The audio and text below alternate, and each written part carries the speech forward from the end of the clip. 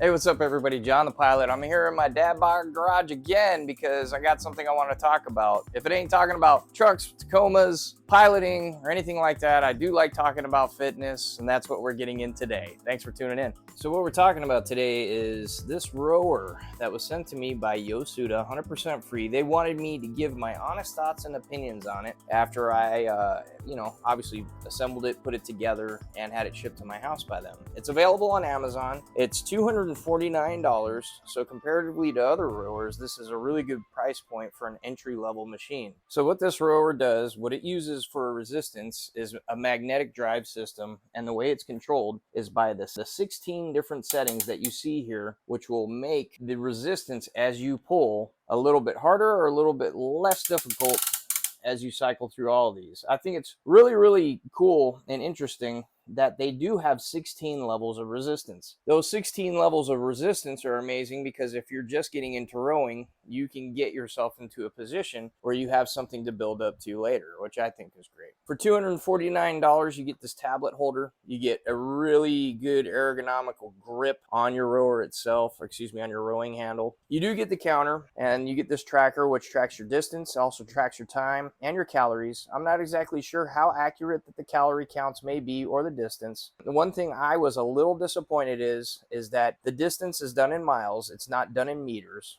So if you're a serious rower, most serious rowers and every very serious rowing machine that I've used for the higher dollar ones, they do have counters that are in meters. The other thing that I did notice when it came to this counter is as you're rowing, especially if you have it on a distance, it doesn't seem to, as you pull back in a full motion, it doesn't give you the simulation as if you were gliding through the water and creating more distance. That's one thing I did notice about this. It's more of how much are you turning the magnetic drive inside of here and what's being transferred and being tracked in miles when it comes to the counter itself. The ergonomics, as far as getting your feet set up, it's really straightforward. It's Velcro. Velcro is more than adequate. It grips down on your feet very well. It's very thick. This is a good, I would say, almost 2.5 inches right here. Very wide, comes in, cinches down great. The one thing that I do notice is a lot of these rowers that are on the lower echelon, for some reason,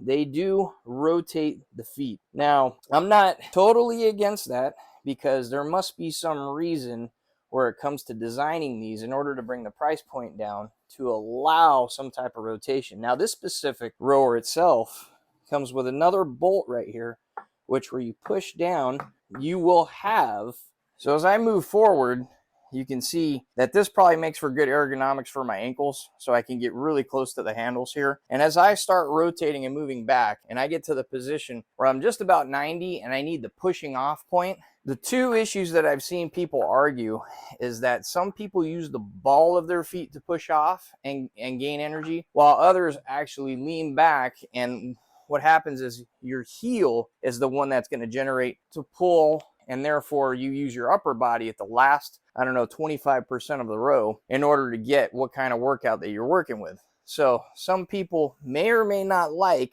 the fact that this rotates. I'm going to have to see over a couple times of usage to see if that is going to work for me or not. Every rower that I've used in the past, the foot plates stay very, very straight and they stay at the angle that you see right here. This one does not do that. So that's something to consider if you're looking at this rower. As far as the seat quality, the cushion comes, it feels like a very, very, very good, soft, memory foam style seat. When I put my butt here, my butt feels very comfortable, very relaxed, and I think what needs to happen over some time here, you can see this is a little bit slippery, and I bet that's from the protective coating that it was used to ship. Once that goes, my butt won't have a tendency to slide as much. Maybe if I wipe it down with some simple green, I won't have to worry about that. But the seat itself and the angle, let's see if I can pick that up on camera for you.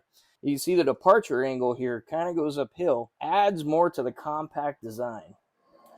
Overall, this rower's footprint is pretty economical, and I'm going to get a tape measure here to see if I can demonstrate that. So with the machine and its normal usable space, the total length of this machine is just at about 58 inches. 58 inches is really cool because if you have a nice area or if you have limited space, the total width that the footprint of this machine takes is just under 23 inches, including the outskirt of the handbars here, and also the stirrups for your feet. It's a pretty compact machine. Okay, where I see me storing this a little bit later on, it's going to be standing up. I get my Redman mat out of the way here. It's most likely going to be between my power rack and my functional trainer. So all I have to do is rotate it up, put it on its nylon wheels, stand it up, and most likely I can put it right there. Really cool. I've got a rower right in between here. Doesn't take up a lot of space. The addition to my home gym has just grown, which is pretty cool. Here's an underside look of what's going on here. These are adjustable, so you can obviously change the height as you need to. I just keep them flush because I don't see a need. Here's all the assembly pieces. There really was not a lot to assemble when it came to this. You can see the rollers here. These are, looks like nylon, just rollers, nothing special. Doesn't have any really high quality when it comes to like roller skate bearings or anything like that that you would see in very high dollar machines, but it's definitely more than adequate. Plus, I think it would probably be easier to maintain from rust and cleaning. And then, like I said here before, is the stirrups before, where there's a bolt here to stop it from moving. So there. And then underneath here, you can also adjust these if you need to. Let's go ahead and get into some of the the assembly. And actually, the assembly was pretty cool because, here, I'll show you. So unboxing the unit, the box was relatively small. I was quite surprised, and everything that came with it. You know, you have your seat. There's all the other hardware, some of the stirrups, everything's completely wrapped in plastic, the styrofoam holding everything together, nothing moves around. I didn't get anything bent. Comes with the instructions, comes with the hardware, even comes with the tools for assembly. So that was nice. It actually took me a little bit more time pulling apart everything and putting it back in the box so that way I could recycle everything. So there's everything. The seat, stirrups, instructions, iPad, tablet holder, the actual main part of the unit. The unit itself, the magnetic thing, is all already assembled, so you don't have to worry about that. Assembly, it came with batteries for the counter. You put the batteries in, then you start putting on the base. You just follow all the instructions, and you use the hardware that's provided with the unit. You can easily put all this stuff together with everything that is supplied. However, if you have your own tools, it's obviously going to be a lot faster, any type of power tools, but I just want to demonstrate with what it came with, you can put it together.